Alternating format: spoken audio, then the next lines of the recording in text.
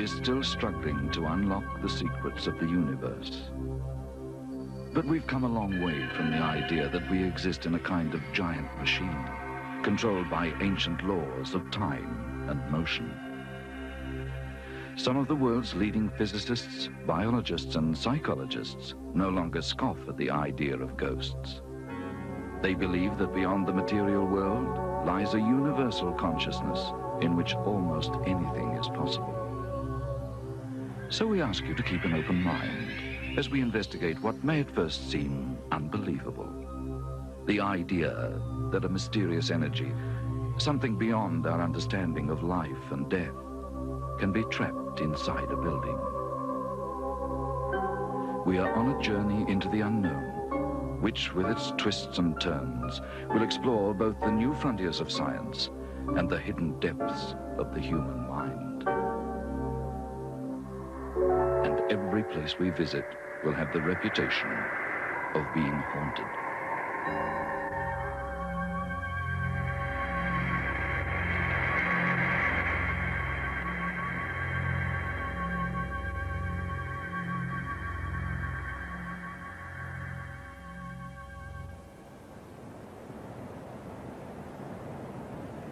People throughout history have experienced ghosts, and every country in the world has its haunted houses. But we are going to concentrate on Australia, a vast continent of remote deserts, modern cities, and ruins with a brutal convict past. Ghosts have been seen in every state of Australia by hundreds of seemingly credible witnesses. The most frightening of all hauntings can often be where people still live, in ordinary suburban houses. You might have had the feeling yourself that there is something odd about the atmosphere of a house, an intuition that the past somehow lingers on, or the fleeting sensation that you are being watched. That's exactly how 3 young Queensland women felt when they moved into a rented house in the Brisbane suburb of Barton. The 50-year-old building had no reputation of being haunted, so there was no reason for them to feel apprehensive or afraid. But they began to have strange experiences when left alone in the house. At first, each girl thought it was her own imagination and kept it to herself, not wanting to frighten the others. Now they're convinced there is a supernatural force in the building, and they are terrified of it. I heard footsteps one night and walked out into the kitchen to speak to whoever was there, and there was nobody there, and I mentioned it the next morning. That's when I was told that there had been things happening in the house like that. How often do you hear footsteps? Every day. Every night I hear them, and if I'm home during the day, I'll hear them then as well. Are you sure that they're footsteps? They're not creaking, they're not the wind? No, they're definite footsteps.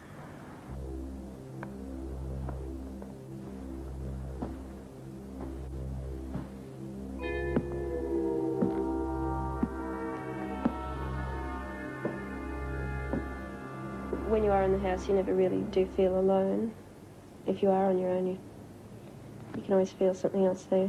We've heard footsteps in the house, and as well a couple of times I've felt like I've had hands on my chest here and through my hair. Is that why you've been in bed? Yeah. Were you half asleep and half awake while that was happening? No, I was wide awake. Just as I jumped into bed, it happened. Over the last, say, 2 months, it sort of stepped up, and now I do feel it. I was sort of a bit scared going to sleep in it. So far, we've heard only furtive suggestions that the house may be haunted. A build-up of fear, which could make people imagine footsteps or something brushing against them at night. It was the third girl, Helen McLennan, who was the first to actually see a ghost. One night I was just lying in bed and I just woke up. Like I didn't hear anything, I just woke up. And I just looked from my bed to my wardrobe and saw a shape there, like a white figure. And I sort of, shut my eyes and thought, this is really silly, and opened them again and thought, it could be a street light, wasn't, checked that out. Could be the next door neighbour's light, wasn't, checked that out. And I thought, well, there's something there. One night I woke up for some reason. I'd been asleep for a little while, and I've got a missing louver in my room, and I was staring out of that, and there's a tree just outside my bedroom, and I saw what looked to be like a man sitting in the tree, and at first I thought I was seeing things because I'd just woken up, so I tried to blink it away, and then it wouldn't go, so I sat up in my bed and stared at it, and there was definitely something there. It appeared to be like a skeletal form, just a very skinny, naked figure, and it was, for the whole time I was watching it, it was looking up at the sky and then looking back through the window at me. Did that 5 or 6 times. Hallucinations are something that you see and they go away, but this wasn't. I made a point of looking at it, and I was staring at it for about 4 minutes. I formed the impression that it's somebody that was living here that has died, but probably isn't aware of it himself, because the noises you hear,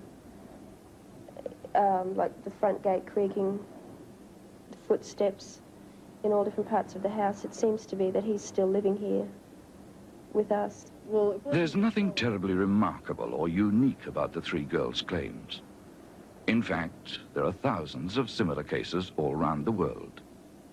Most people dismiss such stories, especially those involving young women living alone, as imagination, triggered by branches blowing in the wind, shadows, creaking floorboards, and a fear of the unknown. Yet there are reasons to believe that Maria did actually see something crouching in the tree outside her bedroom window, saw it clearly, watched it move, and experienced real terror. She has described it in precise detail and has nothing to gain and everything to lose by lying about it. Like all the witnesses in this program, she received no payment, yet was willing to risk being ridiculed for telling her story on television. The real question is, was the ghost crouching in the branches an hallucination which existed only in Maria's mind, or did it have a reality of its own? Even psychiatrists can't explain why some buildings seem to produce ghosts, even if they are hallucinations, and other buildings don't. The puzzling fact is that some Australian hauntings go back more than a century, and during that time, generations of people with no connection to each other have seen a ghost in the same building.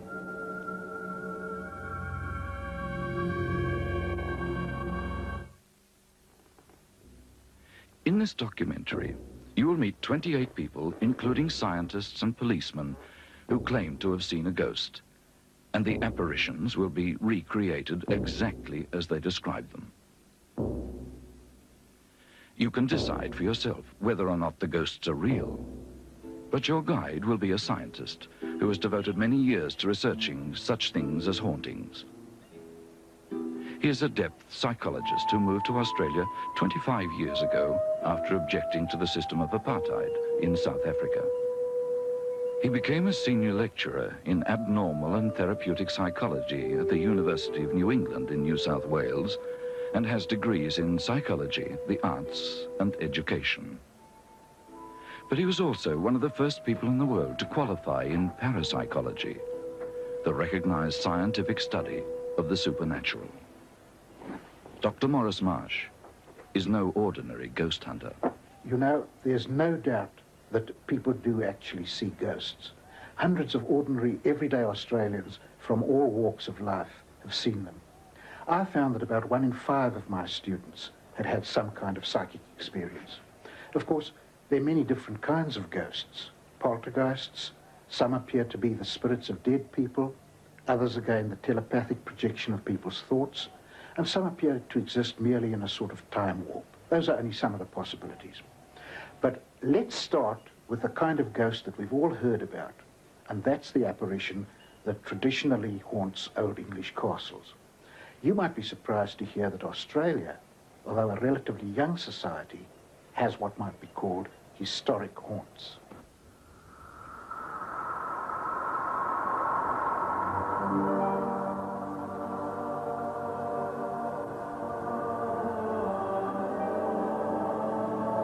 Some believe that ghosts are the tortured souls of people long dead, and are spirits condemned to haunt the places where they suffered or sinned in life.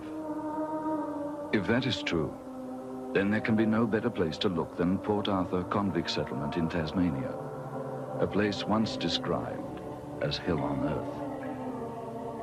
More than a century ago, shiploads of convicts, men, women and children, were transported here from England for crimes which could be as petty as stealing a loaf of bread. At Port Arthur, these prisoners were often subjected to the most inhuman treatment imaginable, chained for weeks at a time, forbidden to speak, whipped, or even hanged for their misdemeanors. Death was often the only escape from the tyranny of British colonial law. Port Arthur was guarded by armed sentries and savage bulldogs chained together on a narrow isthmus separating the prison from the mainland. Convicts were forced to suffer or die here, not in their hundreds, but in their thousands. And many people who now work in the gloomy ruins of Port Arthur believe that ghosts haunt the settlement.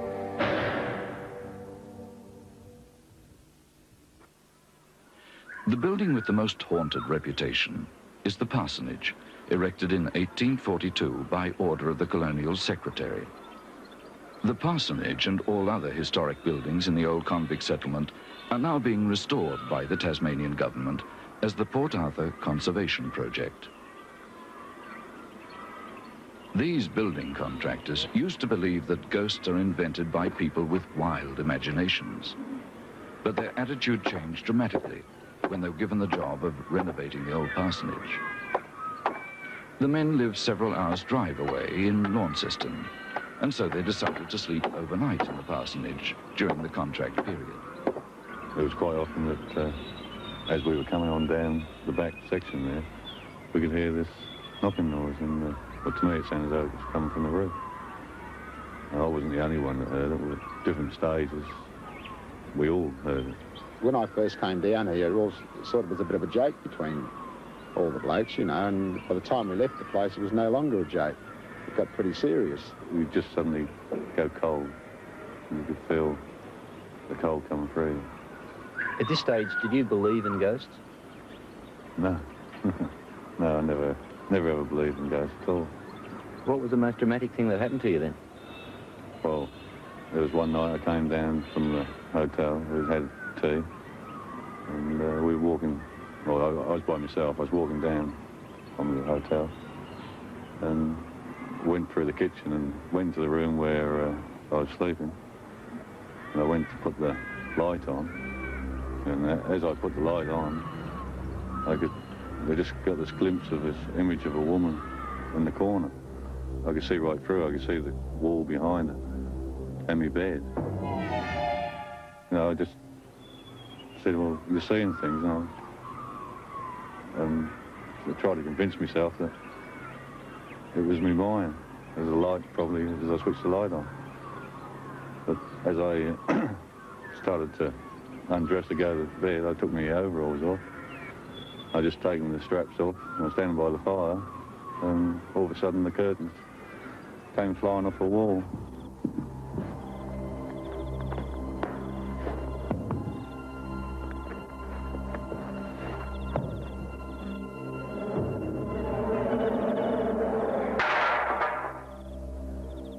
I'd never believed in ghosts, and I still sometimes think, well, perhaps I was seeing things, but I still think about the curtains.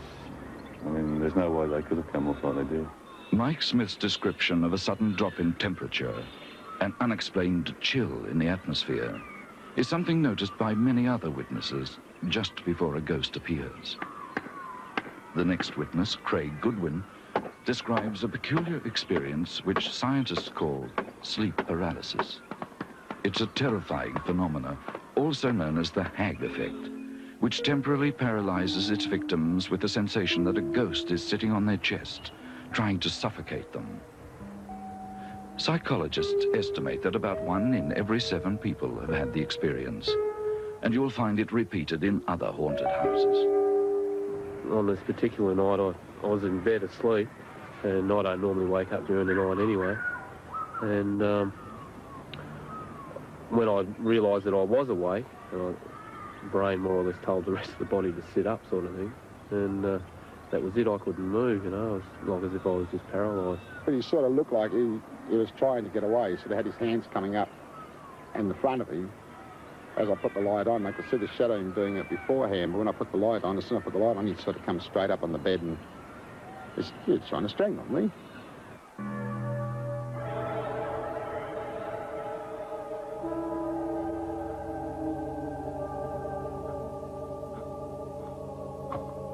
Many people will dismiss the builder's story as nonsense and say they jumped at shadows after working themselves into a state of fear over the old building.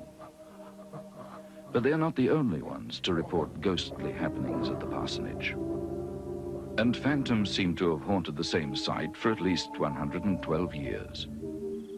An architect, an archaeologist, and an historical botanist employed by the restoration project also claimed to have had strange experiences at Port Arthur. A ghost was first recorded here by a visitor from Hobart, George Grunsell, who stayed in the parsonage as a guest in 1874. Grunsell wrote about it in his memoirs. The judge, Sir Valentine Fleming, was a fellow guest at the parsonage when a most intense light streamed from under the door of a room on the opposite side of the landing. Sir Valentine peeked through the keyhole and, to his astonishment, could see the interior as though brilliantly lighted up with gas, when lo and behold, all was in sudden darkness again. The next manifestation was rather startling. A servant girl entering the guest room let out a terrific shriek and fell senseless to the boards. She had distinctly seen the figure of a man in a peculiar garment looking at her through the window and grasping in his hand a knife or dagger which he held as though about to strike.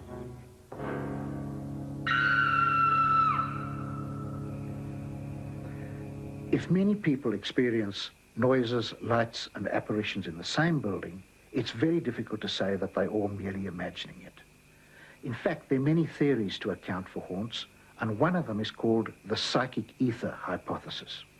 This theory suggests that an intense emotional experience, like the suffering of the convicts at Port Arthur, can somehow alter the space in which it's released. It's almost as if the energy of those long-dead convicts had somehow embedded itself in the surroundings and under favourable circumstances could play itself over and over again like a video recording. Many people that have psychic experiences don't talk about them for fear of being thought odd or laughed at. But those who witness ghosts are often the very people in our society who are appointed to investigate facts honestly and objectively. Sydney's Rose Bay Police Station is a strange building with an even stranger history. The station is in a converted two-storey terrace built last century to serve as the gatehouse for an old mansion called Woollahra.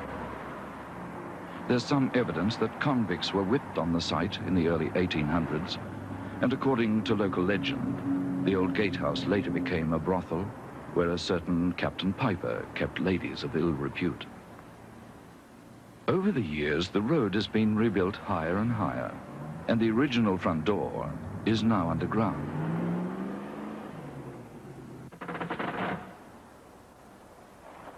The bottom story has been sealed up for years like a time capsule and still has the gas fittings of a bygone era. But police don't use the lower level and certainly never go down there at night. They're too afraid. Sergeant Dennis Stevenson and his colleagues have never seen a ghost, but they're convinced they hear one. Some junior constables are so afraid they refuse to work alone in the building at night. And one of the policewomen wears a string of garlic around her neck to ward off evil spirits. You have the presence, or you feel the presence of someone standing right next to you, ready to touch you on the shoulder. And you sort of look around, and of course there's no one there. Then you continue on, and of course the presence there will come again. The switchboard here kept on operating The buttons on this thing here would move to and fro, and the phones would ring. All this stuff was all moving. The panels were all moving. But I had other matters here. I've been standing there at the typewriter over here, and of course I'll be busy typing, doing something here. You hear the sound of footsteps walking towards you. So just a moment, please. And when you finish, you look up, and no one's there. Heard the footsteps outside. It's like a feeling of a presence behind you when you know someone's there or you feel you're being watched. That's about it. It's a strange sort of place. You get the funny feeling sometimes that when you're here by yourself, that there is something watching you, you know. It's just unexplainable, but you can sort of feel it. Sergeant Stevenson and his colleagues are not the only police to brush with the supernatural.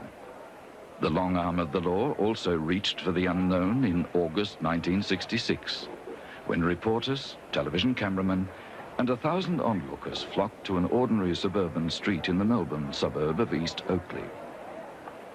For 3 days, the huge crowd trampled on the nature strips and stared expectantly at a small weatherboard house. Inside, a small party of neighbors and police were grappling with a poltergeist. Constable Lloyd Sherlock was called to the scene by police radio. He spent an entire night in the house and wrote down everything that happened. 20 years later, he's no closer to finding a logical explanation. I was taking a name, address and all that sort of thing for the police report.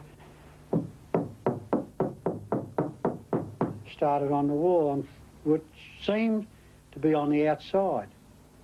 And then from the west side wall, it went to the front door, and then it followed around the house. And after a while, it was rapping on the back door, and the back door was... And I recorded all these different positions on the only bit of paper I had, which was a previous message. So you're sitting in this room 20 years ago, and you hear knocking coming from all over the house, yes, different directions, yes, within seconds of each other. Split seconds. One second would be on one corner of a house, and then the next is as fast as light perhaps could travel, on the other side of the house.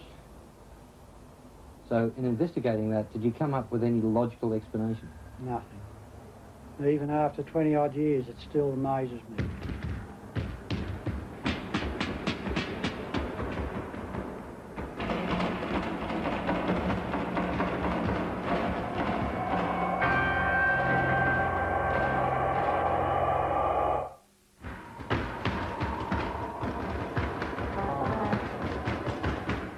What was the closest you ever got to the sound?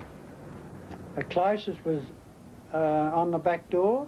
It was a flush panel door, and I had my hand on the doorknob, and I could sense and hear this knocking on the outside. Open the door, nothing there. Did the sound stop? Yeah, it stopped, as though it was beating me. To me, it seemed as though he, or who, or she, or what it was, knew I was going to open that door.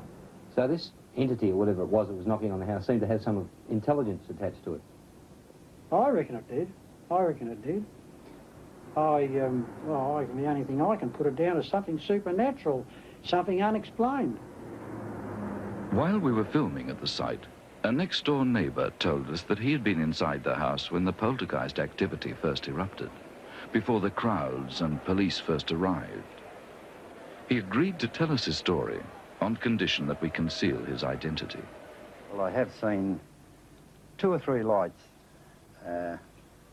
only about 8 inches long, similar to a small fluorescent lighting. And I've seen that on about 3 occasions, and on different nights. Were these lights moving? Absolutely. Inside the house? Inside the house.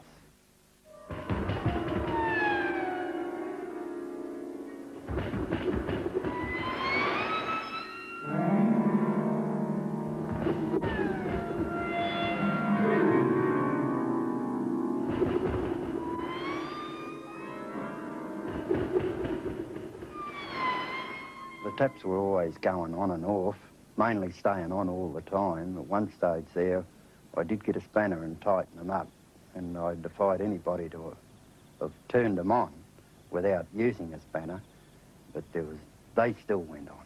Something or someone turned them on.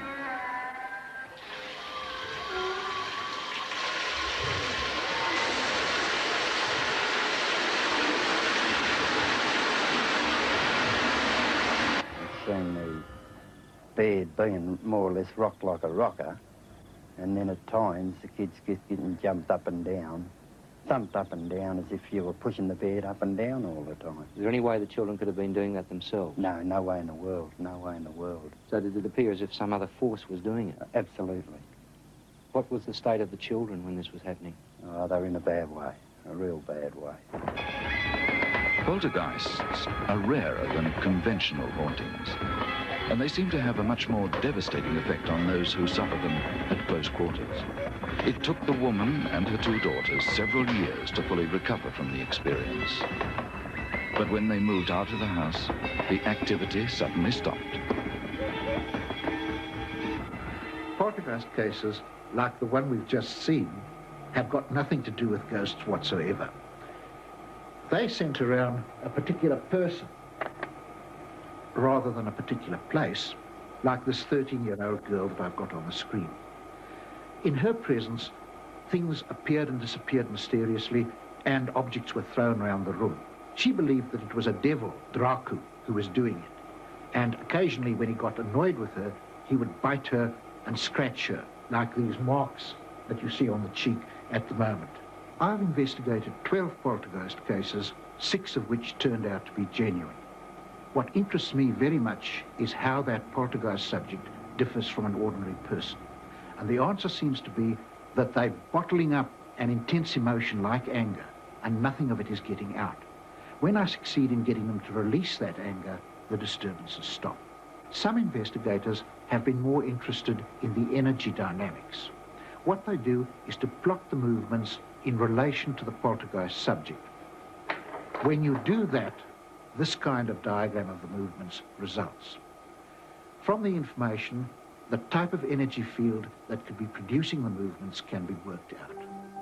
The energy appears to be swirling around the person, building up and collapsing as it does so, something like an electric fan rotating and blowing pieces of paper about.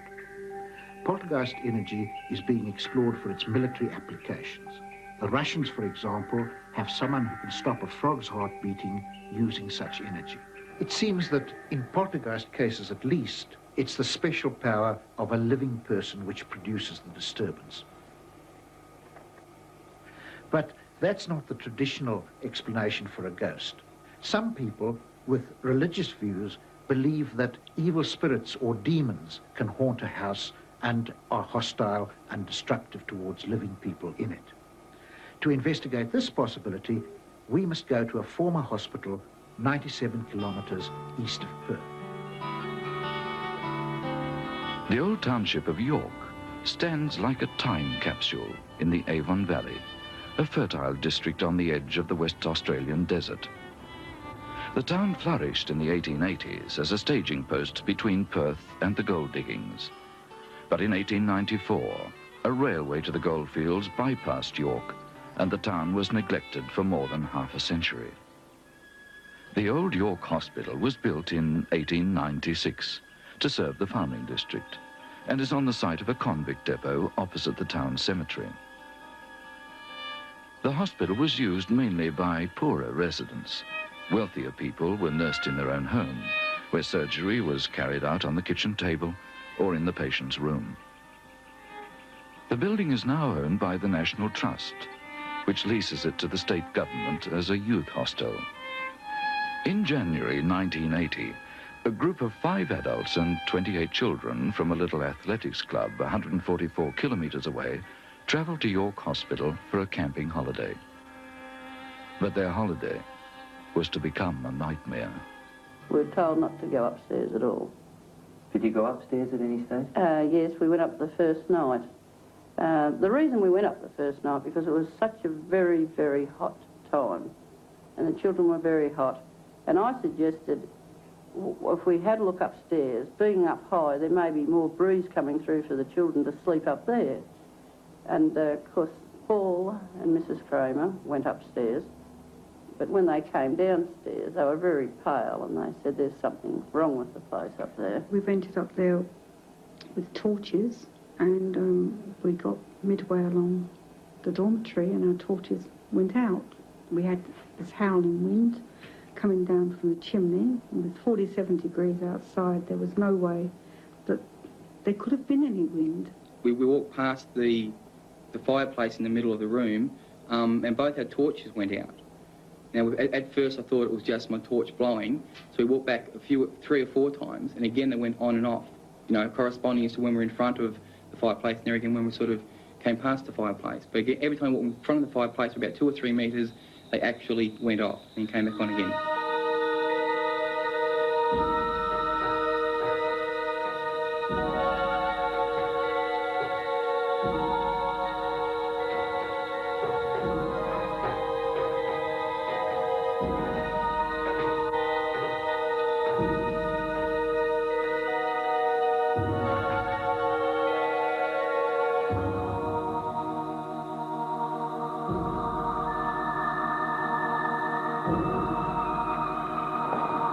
It's very hard to explain. These things happen, you know your torch has gone out, and you know the other person's torch has gone out. We sort of looked at the torches to see if there's anything wrong with them.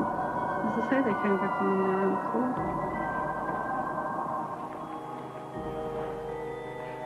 There was a foul smell which came from a small attic which was up the top. To me, it smelled as something dead, sort of like a dead animal or something. A very, very foul stench. They said, well, you couldn't put the children up there because there's something strange up there.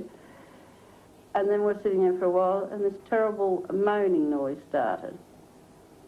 Well, at first you'd say it was the wind, but then when you look and you say, well, there wasn't any wind. It was so hot and still at York.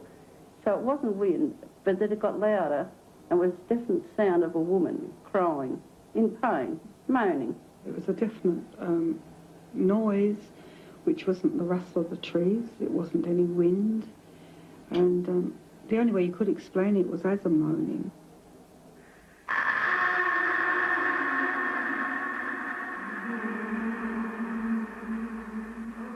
It was frightening. It was very frightening because you'd swear there was someone up there in terrible pain. But I mean, because there wasn't anyone there. Why did you not leave then? Well, we're in a position, to be honest with you. As I said, we hired a bus, and Maureen's husband was kind enough to take the day off and drive us there, and he was to pick us up in a week's time, and that's all we could do. We had no transport there. We didn't have a car. Little did we know these kind of things would happen. I mean, you wouldn't have gone in the first place, would you? But at this early stage, did you think the building was haunted, or did you think something else? Mrs. Kramer had thought the place was haunted. And of course, I said, don't be stupid. You're imagining, your imagination's running a little bit wild here. And of course, Paul said to me, you know, Mum, there's something definitely wrong here. Well, the first thing that happened that morning, Maureen and I got up to get the children's breakfast. We went into the kitchen. We got the milk. And I had this crockery jug, which I put on the bench. And I walked across to Maureen. And the next thing, out of the corner of my eye, I could see this jug lift and come across, just float straight across the room at it. I just stood there watching it. I couldn't believe my eyes. It moved, and it came to the end, and instead of toppling off like things normally do, it just floated.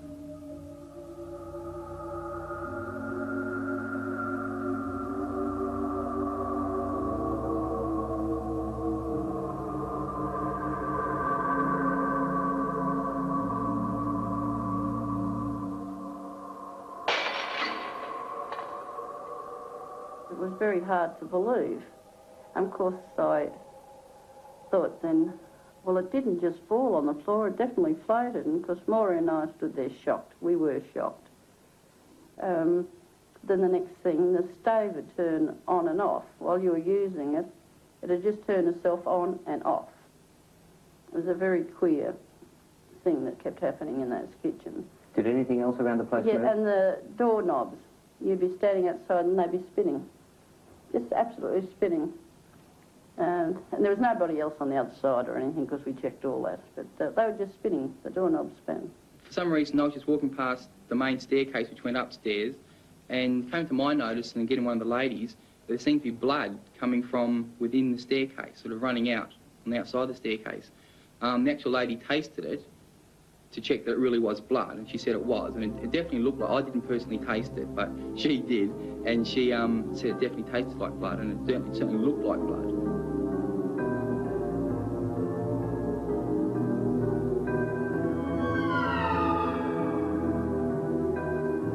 It was trickling out at probably a constant rate. It sort of, if I was sort of trying to give a quantity, it probably would have been, probably, if I mopped it up, I might have probably filled a full face cloth type thing if I mopped it up.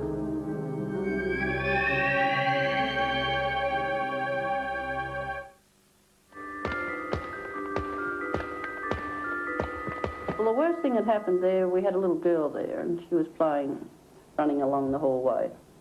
And the next thing she screamed, and because when she came down to us, her wrist was cut right open. Terrible gash she had. The girl was actually somehow thrown through the window, arm first. She, I think, from memory serves, she had 12 or 15 stitches inserted in her arm.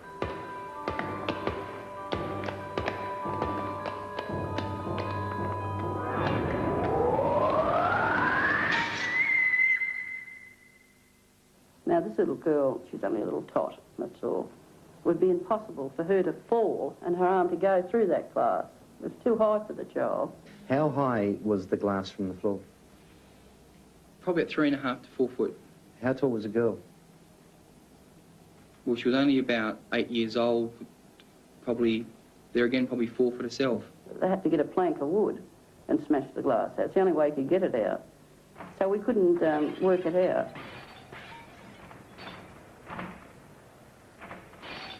Did you only hear the moaning the once? No, the moaning was every night. And it even got to the stage where a couple of afternoons, where I was left with the children by myself, a couple of children, it continued then. But it was every night. You know that there are people watching saying, what a pack of nonsense. Oh, yeah. We've sort of been through this before. It just, things happen, you sort of tell them as you see them. But this really did happen? Oh, yeah.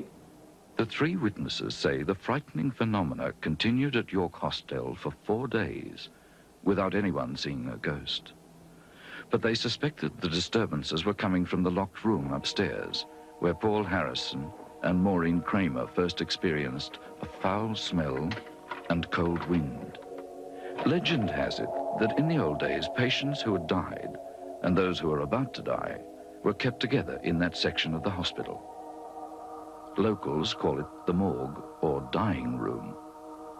And it's said that on certain nights, the ghost of a former matron who died violently at the old hospital can be heard moaning as it wanders along the upstairs wards. On the final night of their stay, something happened which forced the 3 adults to gather their courage and pay a last visit to the dying room on the top floor. I saw what I can only describe as an apparition on the stairs. It's just like a fleeting object. I can't really describe what it was. All I know is it was absolutely petrified me. She said to me, there's something floating up the staircase. Because as we turned around and looked at her, her face had changed completely. You'd never recognise the woman. At first I got frightened. I would have said the woman had had a stroke because her face was so twisted you wouldn't have recognised her. Apparently, from what I can gather, I knew nothing else for a few minutes, and then we heard this almighty bang. An extremely loud explosion seemed to come from, very close. Originally we thought it was a gas heater or a water heater or something blowing up.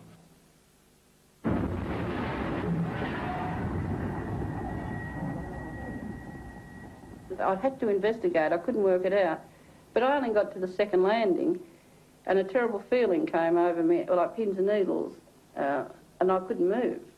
And you felt very, very old, like you've aged. I felt like I'd aged. But then the pins and needles left me, but I didn't continue. I came back down.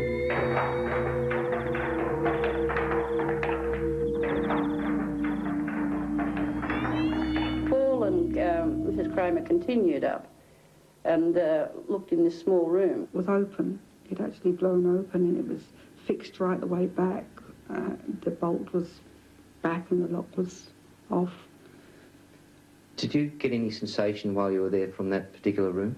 Yes, I couldn't put my foot over the threshold. I felt nauseated every time I went near the place. It was uncanny. It was only a very, very small room and there didn't appear to be anything in there, but the smell was still in there. I was going to go and ask for help to take these children out that night because I said I can't stay here another night, but we had to. There was nothing more we could do. What did you in fact do then?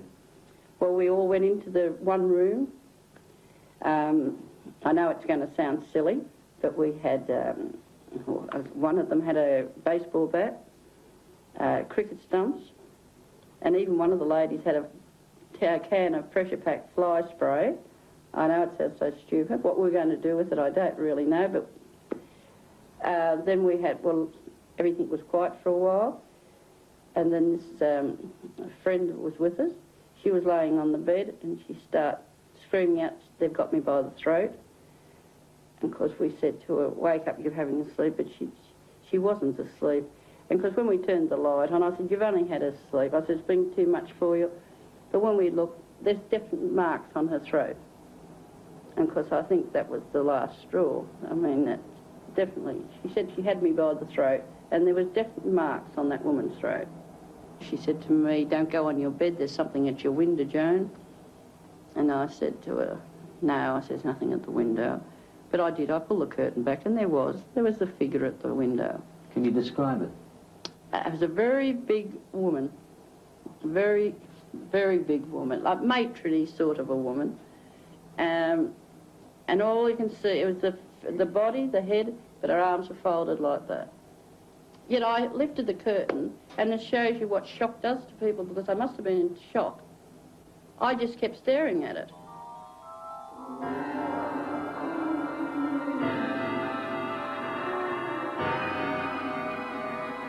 Then I put the curtain back, and I said to him, "There's nothing." No, I thought, no, I'm not seeing it.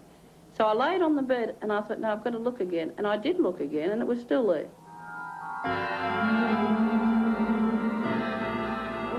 The next morning, we were up, out, and waiting for that bus. I really can't give an explanation. A lot of things just happened. I've got no explanation whatsoever. I'm absolutely stumped.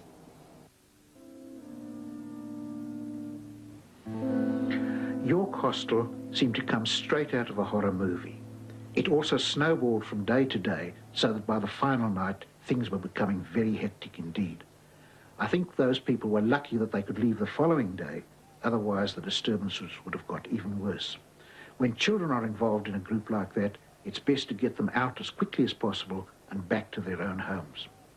But, you know, in a way the adults brought all that on themselves, because what they were doing was reliving an ancient fairy story, exploring the forbidden room. They were told that a part of the building was off limits, and they went back to it again and again and again. And every time they did that, the disturbances got worse. But let's leave the possibility of evil forces for the time being, and instead turn to some ghosts that are much less threatening. There's some ghosts that inspire a great deal of affection in living people.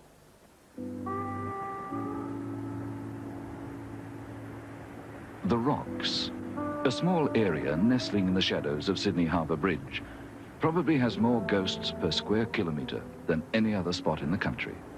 The British settlement of Australia began here on January the 26th, 1788, when Captain Arthur Phillip sailed the first fleet into Sydney Harbour. From that time onwards, it has been an ideal breeding ground for ghosts, built by convict chain gangs which suffered the continent's first whippings and hangings. Despite high hopes for the colony, the Rocks became a haven for thugs, drunks and prostitutes, and the site of Australia's first prison. Later it became a slum area, and in 1900 there was an outbreak of bubonic plague. Poorer residents were forced out so the infected buildings could be fumigated, or demolished. The surviving buildings are now being restored by the Sydney Cove Redevelopment Authority, the sort of conservative semi-government body which would normally never believe in ghosts. The trouble is that its own information centre, in a former coroner's court and mortuary, is haunted by a mischievous ghost which the staff have nicknamed Fred. It first appeared to an office manager who saw the apparition of a young man which called out, "I am innocent." The current information officer, Josephine Christensen, has no fear of Fred. In fact, she seems rather fond of him. Do you know anything of the history of Fred or why he may be haunting this place? No, I wish Fred would tell us. I'm sure we'd all be very pleased, because if he's upset, we'd like to help him. He doesn't seem to do anything very bad to us. I mean, we coexist with Fred. We say good morning to him when we arrive in the visitor centre, hoping that we'll put Fred in a good mood for the rest of the day. Quite often people sense a presence in the building, even though they don't see anything or hear anything. Do you sense a presence here at all? Well, I think this is simply because of the stories we've had. We do. We sense Fred. We'll come in the mornings and a lot of our display material will be on the ground. And we can see no apparent reason for this except that Fred doesn't like it there. And we put it back. And sometimes we put it back so often and it falls down that we just don't put it back anymore. And Fred wins in our eyes. There's another Fred, about 100 kilometres away from Sydney, at Campbelltown. Every November, the city holds one of the world's most extraordinary festivals to celebrate the ghost of an ex-convict murdered in the town 160 years ago. For 6 days, the town develops ghost fever, and thousands of people line the streets for a parade of decorated floats, pipers, brass bands, and ghosts in costume. It's all in honour of Australia's most famous and cherished phantom, the spirit of a ticket-of-leave convict called Fred Fisher, who once operated a small farm on the edge of town. The legend of Fisher's ghost is part of Australia's folklore, but the story is founded on historical fact. Fred Fisher was an industrious man determined to rise above his convict past. He worked hard on his small property and enjoyed the friendship and respect of the townspeople. He was last seen alive one afternoon in 1826, mending fences in paddocks near a small creek. Court records show that while he was working, Fred was visited by a more prosperous farmer called George Worrell, who argued with him over the location of the boundary between their two properties. But the terrible fate of Fred Fisher wasn't discovered until months later.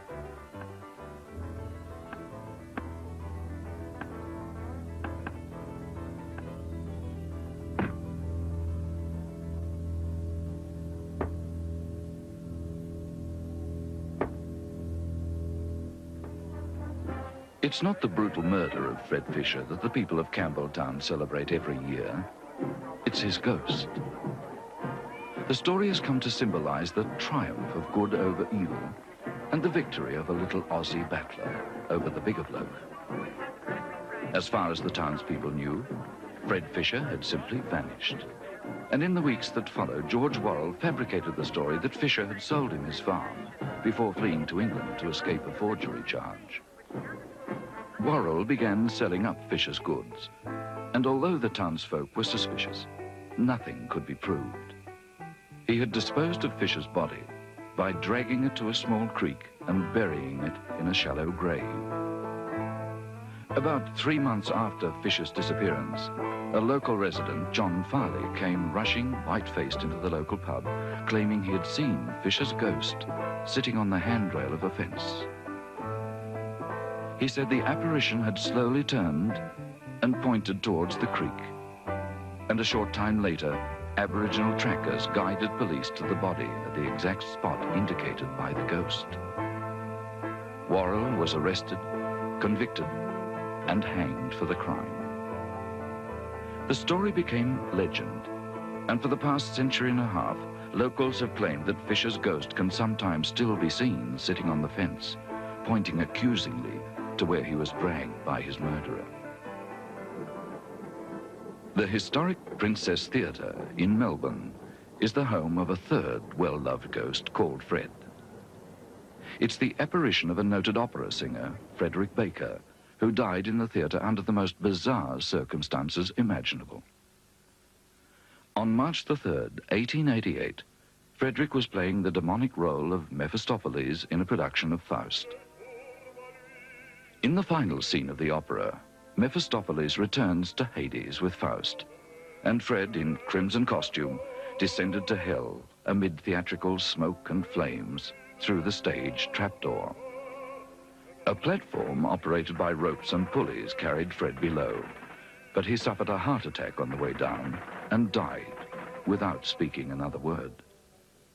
It seems Fred couldn't accept missing out on the final bow, because from the moment he died, strange events were recorded at the Princess Theatre.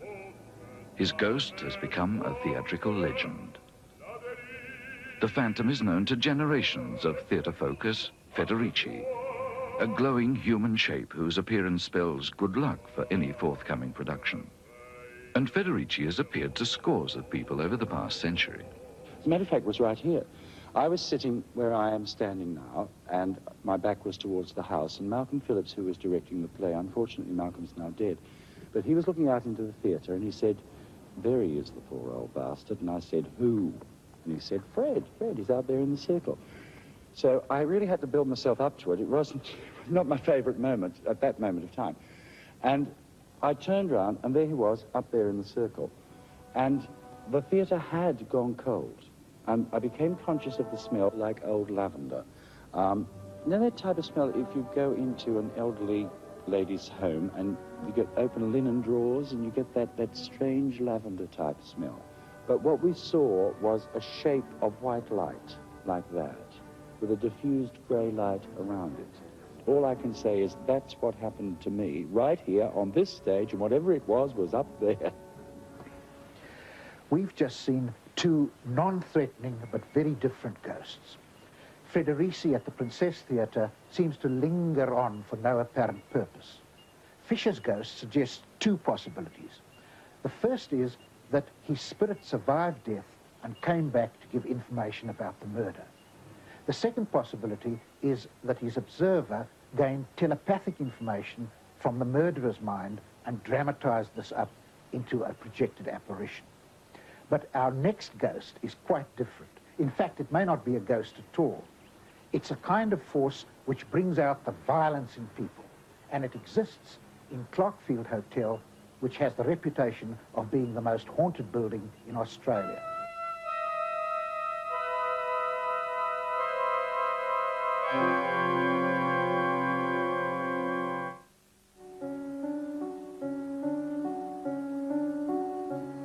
The historic Bluestone pub at Clarkfield, 40 kilometres north of Melbourne, has been haunted for as long as locals can remember. The hotel was built in 1856, and the famous Cobb & Co. coach company used it as a staging post to the goldfields. There's a legend that a young girl was murdered in the building and thrown down a well near the stables. And apart from seeing ghosts, those who live at the hotel seem to suffer from unexplained fits of violence. The upper story walls are peppered with shotgun pellets, and fists have been smashed through doors by owners and staff, who were later driven out in fear. The past 3 generations of hotel owners all insist that Clarkfield Hotel is inhabited by some unexplained force. One example is former licensee Frank Nelson, who scoffed at the idea of ghosts when he took over the hotel in March 1984. So how long were you in the hotel before anything happened? 3 days. 3 days we were there. And, what happened? Well, we'd been working, you know, trying to meet a few customers. Only the wife and I there, you know, no staff on. And we'd worked, you know, 3 till 1 o'clock in the morning, and went upstairs and hopped into bed. And I suppose it was about 2 o'clock. I heard the, you know, bottles rattling and glasses being moved, and I thought, oh, well, some of the locals, you know, you've just taken the hotel over, and a lot of country pubs, the locals walk in and out when they feel like it. And so I went to go down to investigate, and got about halfway down the stairs, and heard a bit more noise, and I thought, sounds like more than one. I think I better grab something. I felt a real cold draft of wind, like, you know, walking into an air conditioner. It just sort of blew me back a bit. Something like someone picked me up and tried to throw me over the banister. With both hands on the banister, and it just seemed to disappear.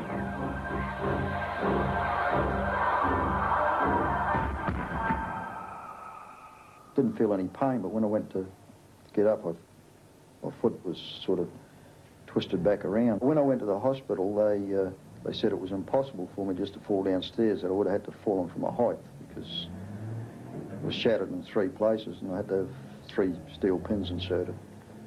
How long were you in crutches? Some crutches for 7 months. Are you absolutely convinced that some supernatural force was the cause for that? Well, to start off with, I didn't think it was. And, you know, I didn't want to go to the hospital and say the ghost or something was throwing me down the stairs. It was the things that happened to me later on that convinced me that there was something there. The thing that frightened me the most, I used to have my name called out at night, and this had happened 2 or 3 times a week. And I'd get out of bed and think, you know, someone wants to buy some beer after hours or something like that, you know. There'd just be no one there. And then one particular night, I was in bed in the room on my own, and the door opened, and the presence of something was there, and the next thing, I had my leg in plaster, and a hand came on my leg and started twisting it, and I grabbed hold of the crutches that were beside the bed, and I was, you know, get away, and... Was the room in darkness? It was in darkness. Anyway, I got up and I put the light on, and the door had shut again, so I put the deadlock on it, hopped back into bed, and the door opened, and that was it. I just lay there going hot and cold. The current cook is Graham Fairley. 3 of his predecessors were affected by ghosts. 2 became violent and had to be taken away by police. The other eventually fled the building in terror. Graham doesn't think he'll last much longer either. I tell you, if you look out here now, you'll see it's a nice country, it's country style living, country scene. It looks really nice at this stage, at this time of the day. But at night time, if you come up here, you just happen to be looking out here, I don't know what it is. It's maybe that well, there's a well down there, there's that tree there, but you get a very cold feeling, just comes really chilling, blood chilling, and it comes all over your body, and you just can't stand it any longer. You just say, I can't explain why it is. Do you look through that window anymore? Not after the first 3 times, no. No, no more. Have you ever seen anything as you look out there? Yes. Actually, one night, the second night I was here, I was looking out and I was looking at that tree, and it's quite a nice tree, but all of a sudden, there was this face of a man, a person, was like peering at me out of the tree, and I looked, and I thought, oh, that must be the light or some, I don't know what, I can't explain it. So I looked again and had a close look, and no matter which way the tree was blowing, that face stood still. All the branches were blowing, and but that face stood stock still, staring at me. What effect did that have on you? Well, that's it. I just closed it. That's why I'm leaving, to be honest, you know. I mean, that's just incredible. I have experienced a mist early in the morning in the kitchen. You walk down, there's no mist anywhere. You go into the kitchen, it's just full of mist, like a fog. Since I've been here 3 times, I've seen all the animals just go berserk at night. The whole lot of them, from the rabbits to the dogs, the donkeys, the goats, the ducks, they'll just all go berserk, crazy. We run around in the paddock out there, just unbelievable. And one night I got the manager, I said, Steve, we better go down and check this out, thinking it might have been a fox or something like that. We went down there was nothing there, and they were still going all berserk, just all running around in circles. Incredible.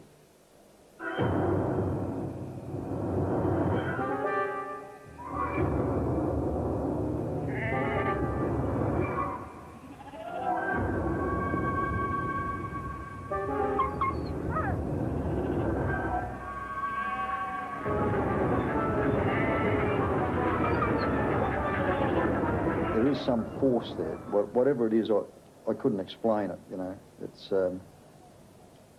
It's something that, you know, really gets to you after a while. You're starting to look over your shoulder when you walk upstairs at night. I hope you're in good spirits after your visit to Clarkfield Hotel. Unfortunately, that was another case in which people got hurt. In haunts like that, two factors seem to be involved. The first is in the building, and in only 13% of cases does exorcism clear that. In another 13%, it makes things worse. The second factor is the personality of the observers, and personality is very difficult to change. So perhaps the most practical thing that you can do is to move out of the haunted building. But our next ghost is much more attractive. In fact, she's my favorite in this series, and I'm sure you'll like her too. She's a sexy young lady in a red bikini who haunts a modern house in Adelaide. As the story develops, ask yourself what meaning she could have for the man who is the one person at a crowded party who could see her.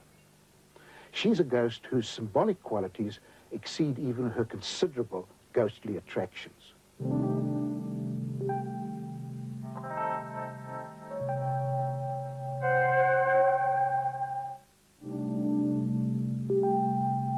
Mrs. Di Close says she had just moved into her brick veneer home in Elizabeth Downs in Adelaide when one of the most amazing ghosts on record manifested itself in the hallway, then disappeared, leaving a pool of yellowish liquid behind. She was small, about 5'2", very attractive, shoulder-length brown hair, always wore a bikini. How did she behave? Aggressively to begin with, very much so. I woke up one night and I felt that I was being strangled. I could feel this pressure around my throat. Things would get broken in the house. The whole house just seemed one of aggression, depression. It was just an awful feeling. Di's friends thought she'd gone mad at first. But then one by one, visitors to the house also began to see the ghost, and it made almost daily appearances. It was an experience which gave vehicle welder Brian Hall the shock of his life. Oh, there was a party going on, and my parents were invited, and I was on my own single, so they said, why not come along? Did you know Di Close very well? No, I didn't. My parents did, but I didn't. Did you know about the story of the ghost in the red bikini? No, I'd heard stories of things happening in the house, but not actually a ghost. No. What happened when you went there?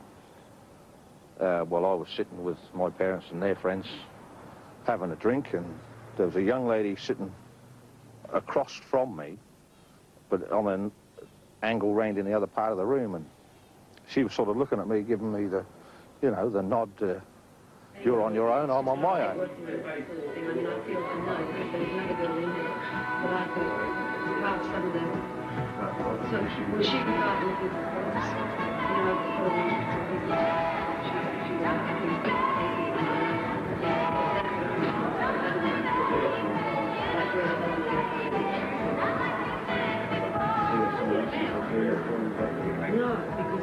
A couple of minutes later, I saw her come walking through from a different angle in a bikini and go out the back door to the swimming pool.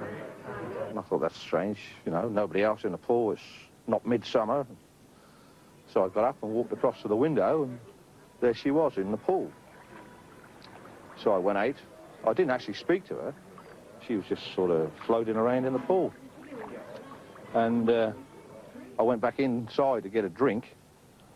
And when I looked, the woman was still sitting in the same seat. And I thought, that's strange. So I asked the people that was with me, has she got a sister, or is there somebody here that looks like her? And they said, no, what's the problem? I said, well, I've just seen her in the swimming pool out the back.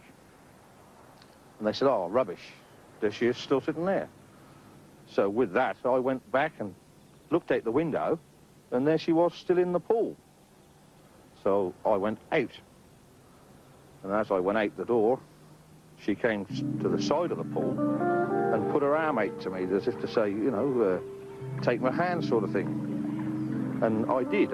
As I put my hand into her hand, that was it. She just vanished and left me standing there freezing sort of cold, and she was gone. Did you feel anything as you put your hand through? Nothing. Did you tell people about it afterwards? Well, there was another friend came out, and he was standing behind me, and when I turned round, he just looked at me and said, you've seen something, and I was standing sort of like this, and he grabbed hold of my hand and said, it's frozen. You've seen something, come inside, I'll get you another drink. And that's what we did do, and then the story came out that supposedly there was a ghost of some young girl in that house. What effect did this have on you in the weeks that followed?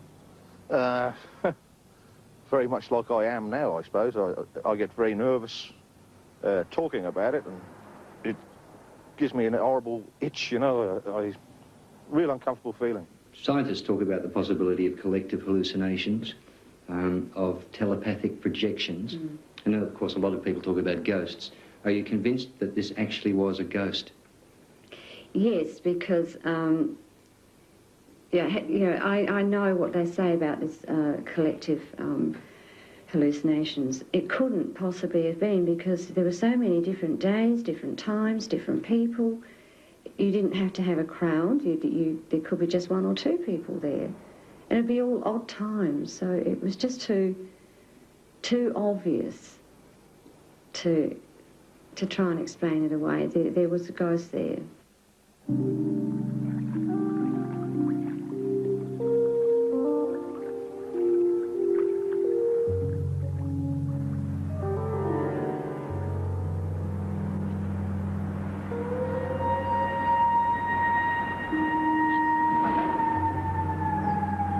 Adelaide's bikini ghost is just one example of the ancient belief that spirits can inhabit water.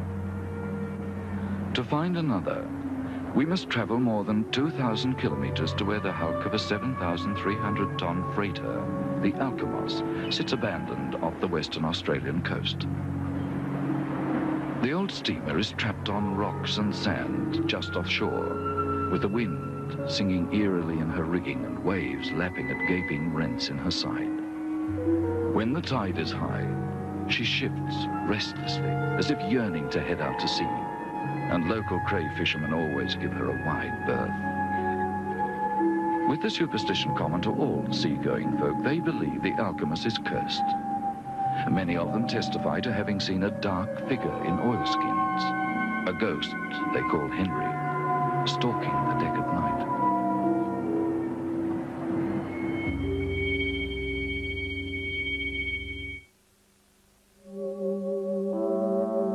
No one goes on the wreck now, and even an hour aboard alone is the stuff nightmares are made of. The Alkimos seems to scream as its rusted metal structure is slowly torn apart by the sea.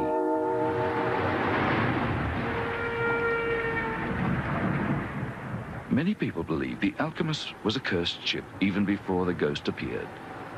The old wreck has an almost incredible history of ill fortune. She was launched in America in 1943, but no company kept her long before selling her off, and her name was changed several times, which is an old seafaring recipe for bad luck. Repairs after constant collisions, breakdowns and groundings had given her an extra 153 millimeters in length by the time she reached Australia, and the Alkimos still seemed bent on her own destruction. She ran aground 250 kilometers north of Perth and later caught fire in the dock. She was ordered to Hong Kong for repairs, but the tow rope snapped and she was driven onto a reef. A second tug which tried to tow her off also caught fire. Then the Alkimos snapped her anchor chain and was permanently grounded. Since then, she has caught fire 6 times, and every attempt to salvage her has met with accident, injury, or death. She has been abandoned for the past decade, and those who do venture aboard never forget the experience. One such witness is Ray Krakauer, an Anzac veteran who's now a local justice of the peace. I was asked to do a bit of looking after it and do a bit of salvage. I spent weeks on it, days on it. I heard talking many times, many times. You hear this guttural talking. Now, the pilot's cabin was sealed up with a lock on the door. I heard the Morse key sending out a message. You're saying things go on. And here's a locked room with no one in the room, and the Morse key, a hand Morse key, working itself with no power. While working in the number 3 hatch, removing some degaussing apparatus, out of the darkness, an apparition appeared, almost like a fluorescent light. It was the shape of a person.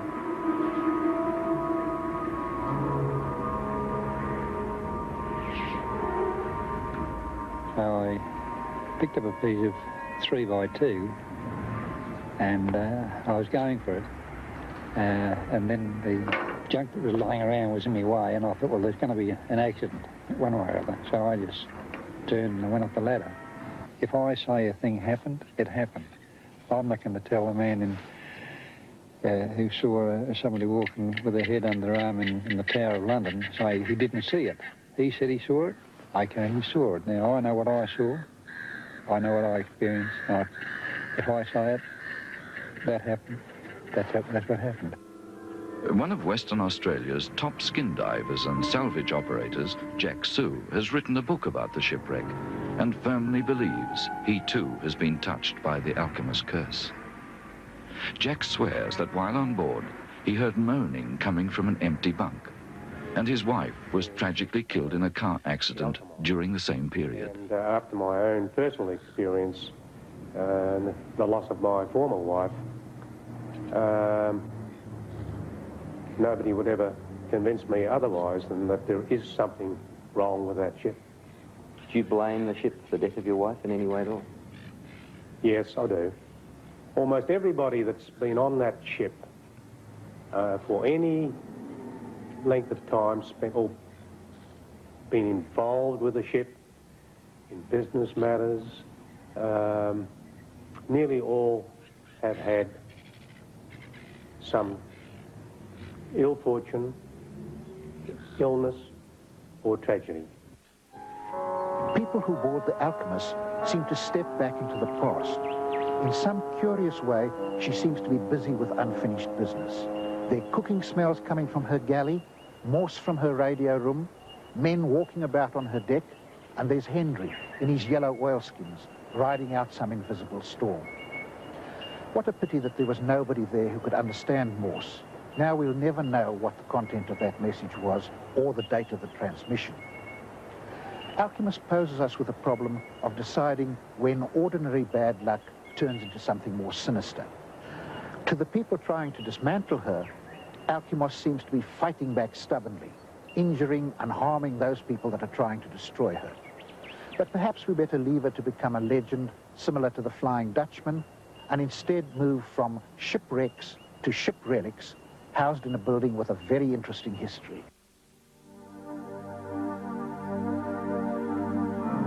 It's hard to imagine a building with a more brutal and tragic past than Fremantle Museum. It was built in the 1860s to house convict men and women who had gone insane after suffering the cruelties of the British penal system. It was called Fremantle Lunatic Asylum, and before the installation of padded cells, prisoners were chained and doused with cold water if they became uncontrollable. The building has had a haunted reputation for as long as people can remember, and according to staff in the old limestone museum, no less than 4 ghosts now roam its rambling corridors. Visitors to the museum have also had strange experiences. One witness is producer and director Jerry Atkinson, who wrote a play about a ghost and staged it in the museum quadrangle at night. The leading lady, a girl called Judy, was in period costume, and at intermission he followed her into the building to discuss the next scene. And I noticed her going up the steps to the dressing room, because the dressing room was upstairs, and I followed her, calling out, "Judy, I'd like to talk to you about a change in one of the moves," but I didn't get an answer.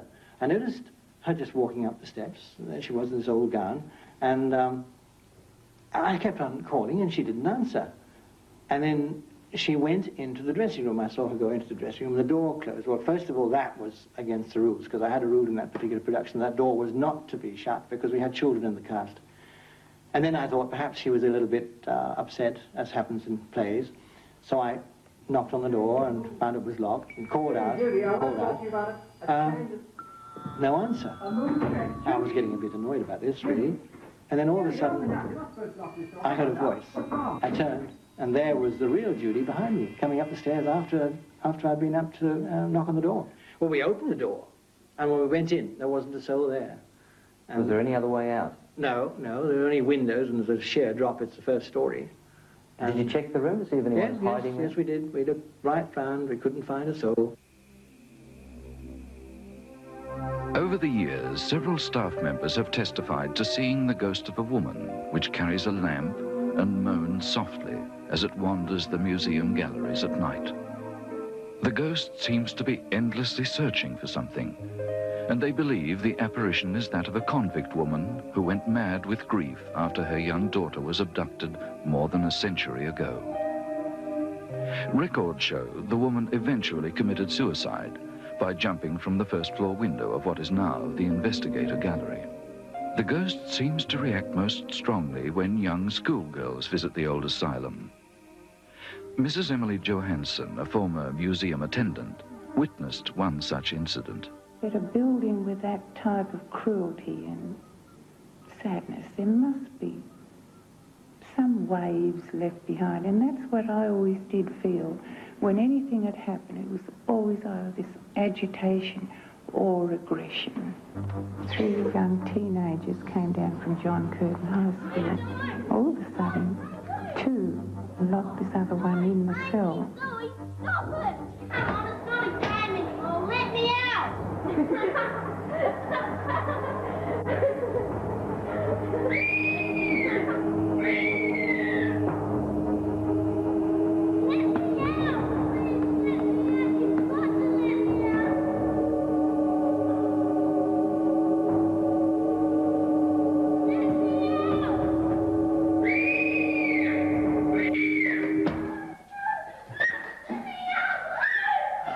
She just shrugged me off and shot off like a scared rabbit.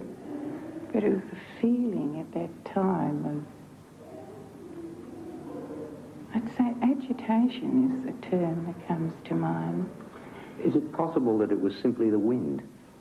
No, oh no, Recherche Gallery, well, you know, it's quite sheltered really. There's no way, not even a gale would come in there.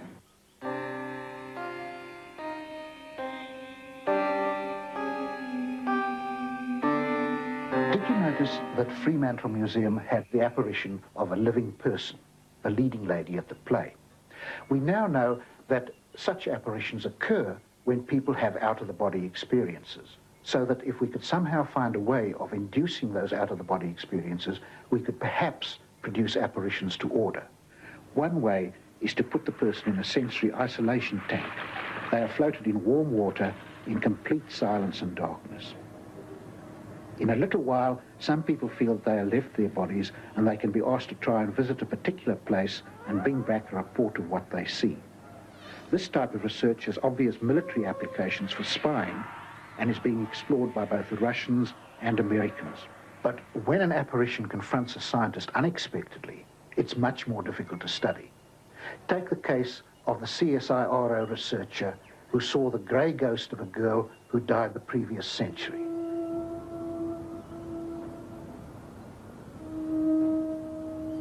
The 152-year-old mansion, Stowell House, is Tasmania's headquarters for Australia's scientific research organisation, the CSIRO. Stowell sits on Battery Point, the most historic section of the state capital, Hobart, and there's a century-old legend that an upper story of the old building is haunted by the grey ghost of a beautiful girl called Amy. Of course, scientists scoffed at the story when they first took over the mansion in 1949. They included the head of research development, Dr. Don Martin. In those days, to work back a lot because I was trying to do scientific work as well as administrative. And I noticed that the footsteps down below, which I would go down to investigate to find no one there, and I thought, oh, well, wind and movement in an old building. I used to have an office upstairs, and seated at the desk looking straight at the doorway, I was conscious of this figure of a young woman, I would think, 18 or so, dressed in what appeared, it wasn't in Technicolor, it appeared to be as if it was a grey dress, full skirt, probably a hoop at the bottom. So I'm not sure, I think my impression was half sleeves. But it was, as you got towards the neck and above, it was transparent. I looked up and saw it standing there, then it moved down the corridor to the right. Did it scare you out of your wits? No, I didn't. I was surprised to see it more. I was sort of surprised. My reaction time's fairly slow, I think. Did you think of investigating it or experimenting with it? Oh, no, I didn't. I sort of felt that this was out of my field altogether, being a botanist by training, which is fairly prosaic. Did you believe in ghosts before you saw the apparition? Not consciously, no. No, I'm not a very religious person, but I always felt that anyone who believed in any sort of life after death would have to really consider the possibility that there would be ghosts. You must have thought about it a lot as well. Did you consider the possibility as to whether or not it may be an hallucination of some form? Well, it might be in my mind, but I can't connect it to any past experience which would lead me to think it was just something projected from past experience. You know, I can sympathise with Dr. Martin. In cases like that, where a ghost appears only very infrequently, it's very difficult to set up instruments so that you can investigate it scientifically. Instruments like cameras, tape recorders, recording thermometers, and even infrared detectors have been used to monitor haunted houses. But in our next case, the investigators, most imaginatively, have used a new type of detector which they designed and built themselves.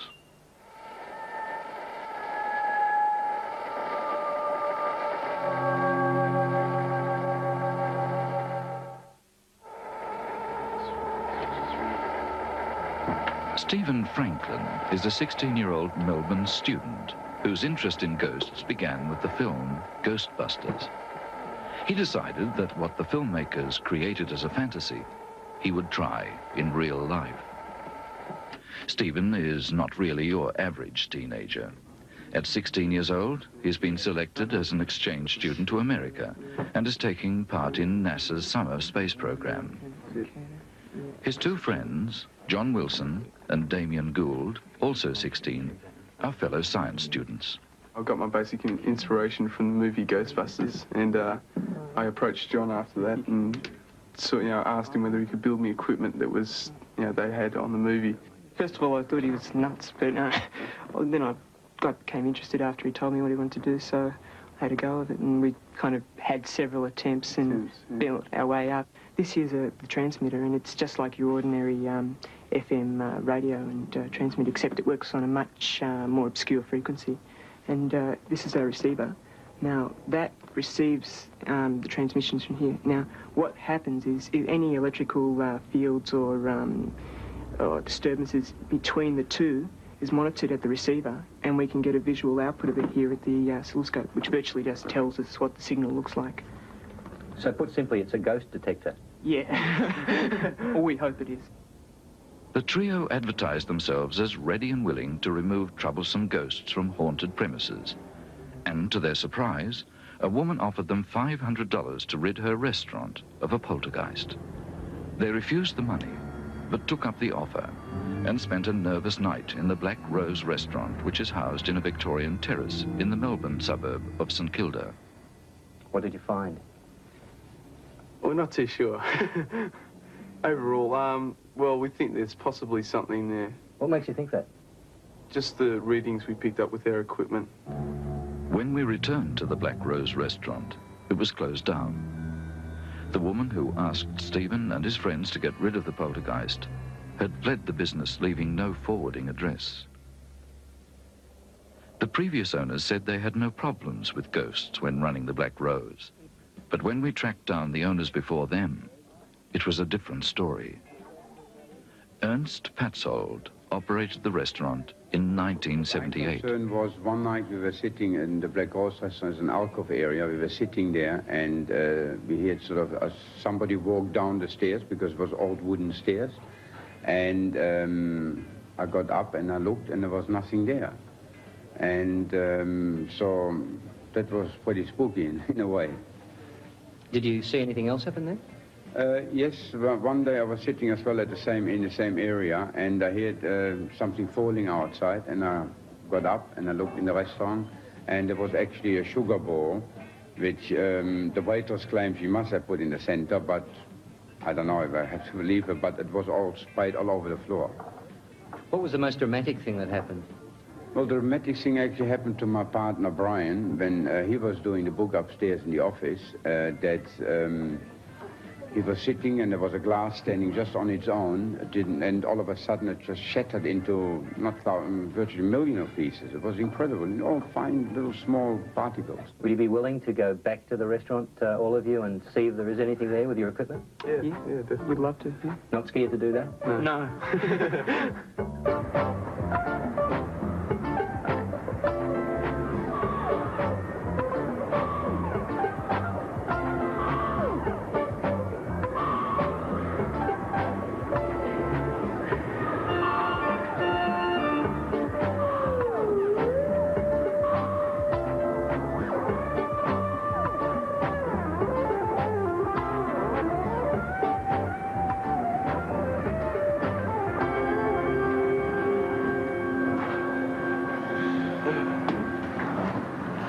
Messy. Yeah. Could have set the equipment up in the back room. No. Why not? Back where we had it last time.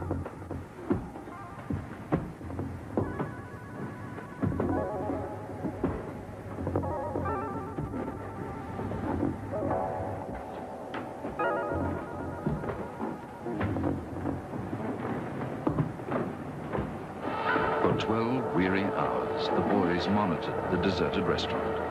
And at one stage, they did manage to record an unexplained energy form on their ghost detector.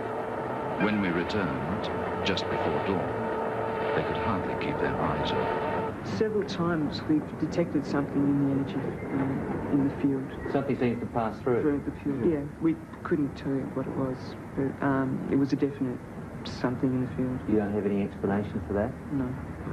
Anything apart from that? Yes. While we were downstairs, on several occasions we heard footsteps above, and we've been talking to some other people, and it seems that it's a frequent occurrence. So that's something which could be investigated. Stephen, do you feel as if you've proved that there's anything in this building? Certainly had a go at it. We've tried. I'd like some more proof. Stephen, do you believe there's something here? Yeah, I'd say so. Why do you believe that? I don't know, I've got a hunch about it, I suppose. And Damien, the official skeptic, do you believe there's anything here? No, nothing. Only it just proves how hard these sort of things are to prove. No one has ever provided unchallengeable proof that ghosts do exist. Recordings and photographs of apparitions are too easily faked, and no scientist has yet managed to convince a ghost to enter his laboratory for examination. The strongest evidence is the testimony of thousands of people around the world who have experienced something beyond the understanding of conventional science. It has not been possible to include interviews with all the witnesses involved in the 14 hauntings in this program.